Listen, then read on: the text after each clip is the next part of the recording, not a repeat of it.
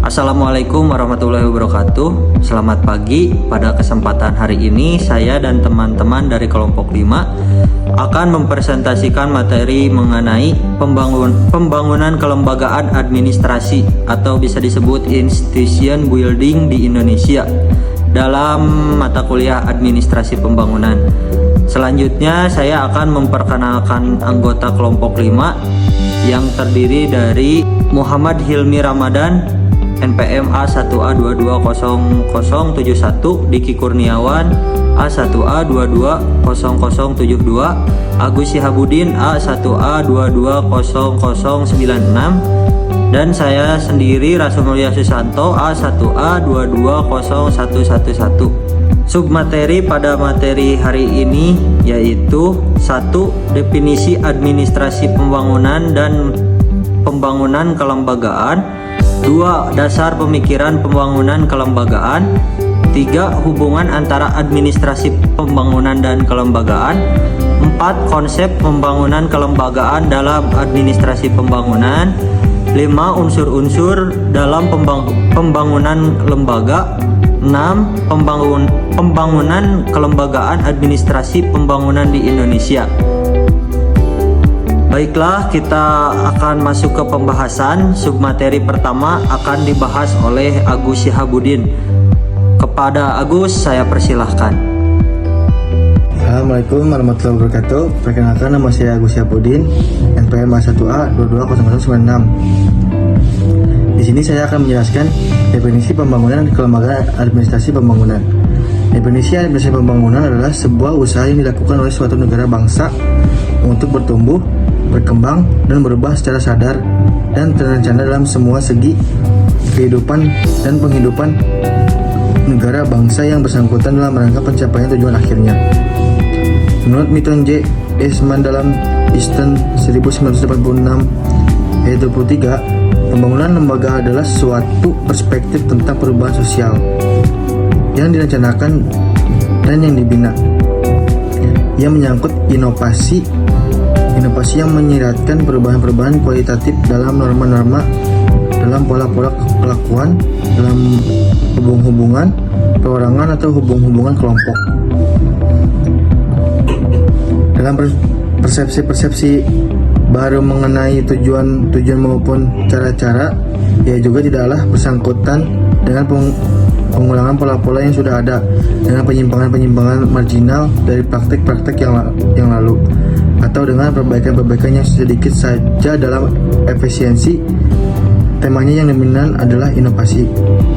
Dasar pemikirannya yaitu, yang pertama, dalam masyarakat modern terjadi banyak perubahan dan inovasi, baik menyangkut teknologi maupun pola-pola hubungan sosial.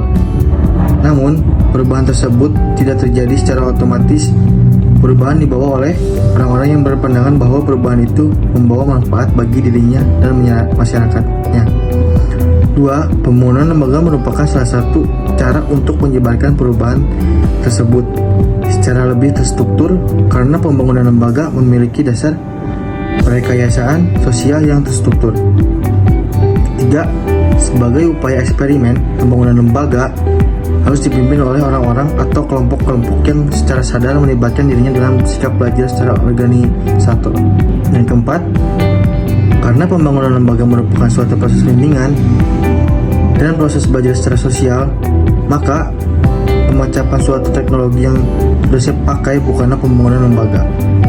Kelima, pembangunan lembaga harus mencari titik temu yang sesuai antara inovasi yang ingin disebarkan dengan kondisi lingkungan di mana pembangunan lembaga tersebut dilakukan, namun tanpa mengabarkan inovasi tersebut.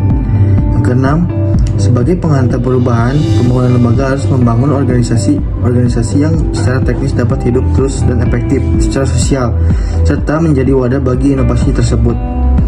7. Agar dapat hidup terus, maka pembangunan lembaga harus mampu menciptakan dan mengelola hubungan-hubungan atau kaitan-kaitan dengan organisasi-organisasi kelompok-kelompok yang berperilaku berusaha dipengaruhi. Yang ke-8, pembangunan lembaga berfungsi untuk melayani tujuan-tujuan pembangunan yang dinilai memerlukan campur tangan administrasi yang otonom dan memiliki kaitan-kaitan teknis dengan sistem sosial yang lebih besar dari yang dapat disediakan oleh unit-unit administrasi yang sudah ada. Akan dibahas oleh rekan saya yaitu dengan Selama Hilmi.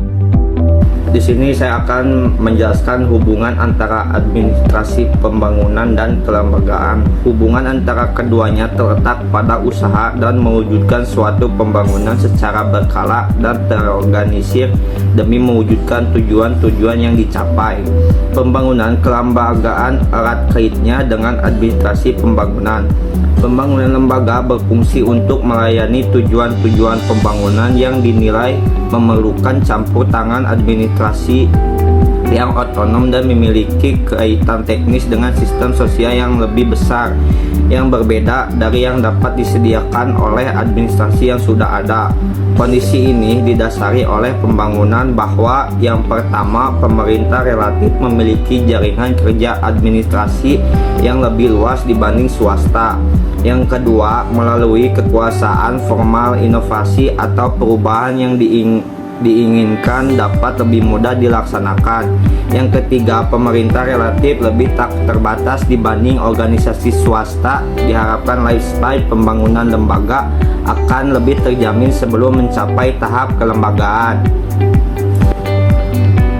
Yang kedua, di sini saya akan membahas konsep pembangunan kelembagaan administrasi pembangunan.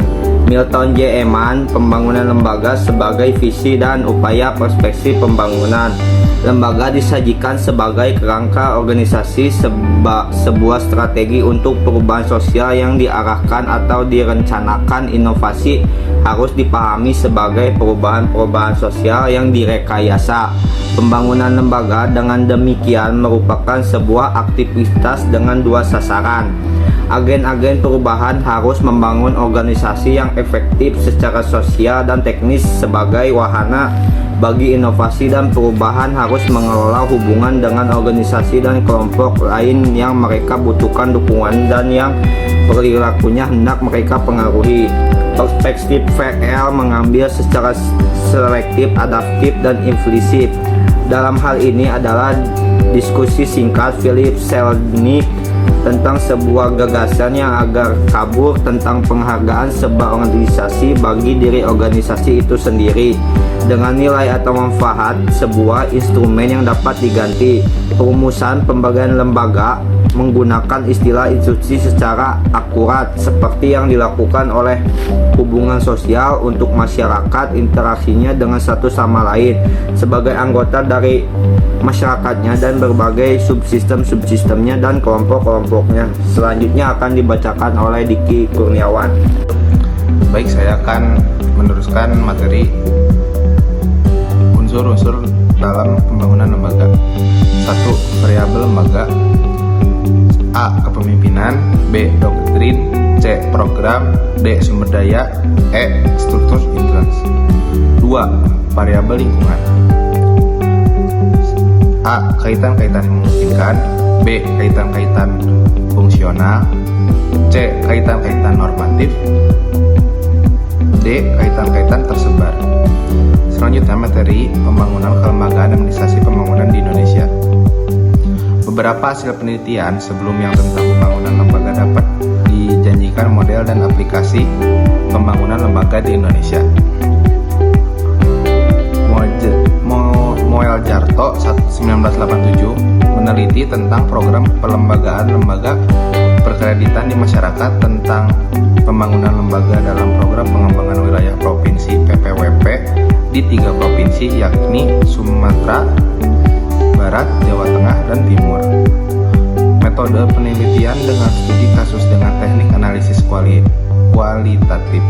Hasilnya adalah lembaga-lembaga perkreditan sebagai bagian dari PPWP yang dipandang institusionalis, yaitu Badan Kredit Kecamatan BBK di Jawa Tengah, Lumbung Piti Nagari di Sumatera Barat, dan Kredit Usaha Rakyat Kecil di Jawa Timur menunjukkan adanya pengelolaan melalui mekanisme social culture compatible.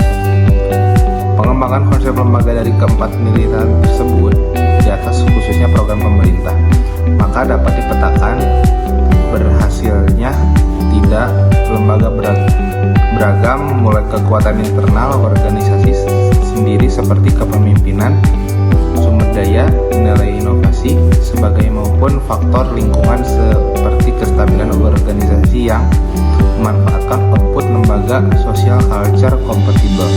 Selanjutnya saya kembalikan ke moderator. Terima kasih kepada para pemateri. Dari pembahasan tersebut, kesimpulannya adalah menurut Joseph W. Eaton, pembangunan lembaga atau PL merupakan perubahan yang direncanakan. Pembangunan lembaga merupakan salah satu pendekatan dalam administrasi publik atau The Foreign 1977 dalam Masaroro Lilik et al. 2014 dan Thomas R. Day 1992. Pendekatan lembaga dalam aplikasinya seringkali digunakan baik di pemerintahan maupun di swasta. Penerapan pembangunan lembaga yang dinilai cukup berhasil dengan pendekatan top-down dan pemerintahan yang demokratis berlangsung dalam kurun waktu 30 tahunan. Dalam kurun waktu 10 tahun terakhir ini, beberapa negara berkembang, khususnya di Indonesia, melaksanakan akselerasi program-program pembangunan dalam menggunakan pendekatan top-down dan bottom-up secara bersamaan. Pendekatan advokasi atau pendampingan menjadi pilihan yang membantu dalam membangun lembaga. Dengan demikian, pendekatan lembaga masih relevan untuk dijadikan rujukan model, terutama bagi agen pembaharu atau praktisi pembangunan dengan untuk mengaplikasikan nilai-nilai inovasi dan membangun kesadaran untuk aktif dalam program pembangunan. Baik, terima kasih atas perhatiannya dan mohon maaf atas segala kekurangannya. Cukup sekian dari kelompok 5. Wallahul muwaffiq ila aqwamit thoriq. Assalamualaikum warahmatullahi wabarakatuh.